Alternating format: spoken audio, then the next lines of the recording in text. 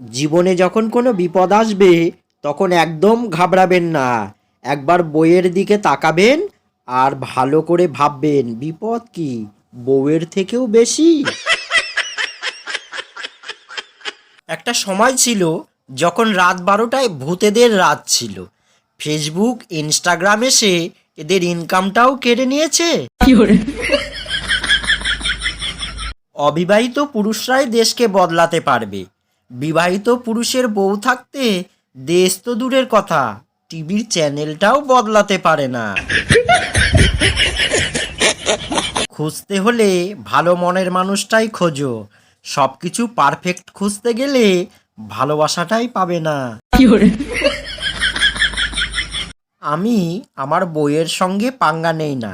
যে মহিলা সকাল সন্ধ্যা বাসন ধুতে পারে সে আমাকেও ধুয়ে দিতে পারে। অনেক দিন হলো কোথাও ঘুরতে যায় না, তাই এখন অধঃপতনে যাচ্ছি, গেলে আসে। অন্যের ভাগ্যের চাকা ঘোরে আর আমার শুধু মাথা ঘোরে। স্বামী: আমি যদি মরে যাই তাহলে তুমি কি দ্বিতীয় বিয়ে করবে? স্ত্রী: একদম না, আমি আমার বোনের সঙ্গে সারা জীবন কাটিয়ে দেব। আর আমি যদি মরে যাই? স্বামী: আমি তোমার বোনের সঙ্গে সারা জীবন কাটিয়ে দেব। সে আপনি যতই শিক্ষিত হয়ে থাকুন না কেন, বউ যদি একবার আপনাকে বলে তুমি বুঝবে না, তার মানে তুমি বুঝবে না। আপনি বুঝবেনই না মানে বুঝবেনই না।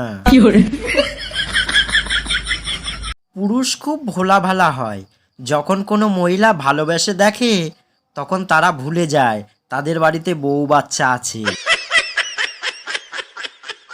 যেদিন মানুষ প্রথমে নেট দিয়ে মাছ ধরেছিল সেই দিন মাছগুলো মানুষকে অভিশাপ দিয়েছিল, তোরাও একদিন নেটে ফেসে মরবি।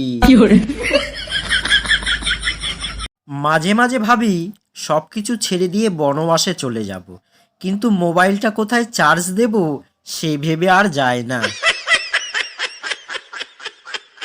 এবছর না ভাই, আমার কোনো বছরই সরস্বতী পুজোতে পার্টনার থাকে না।